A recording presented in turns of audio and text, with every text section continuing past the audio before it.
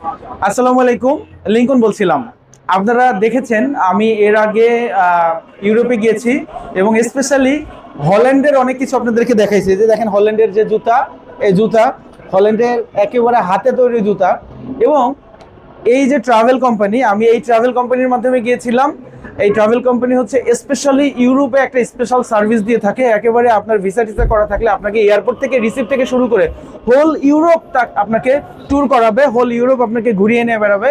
এবং তাদের নিজস্ব বাস, নিজস্ব হোটেল, সব কিছুর সাথে তাদের কোঅপারেশন আছে এবং এয়ারপোর্ট থেকে আপনার কোনো টেনশন করতে হবে না।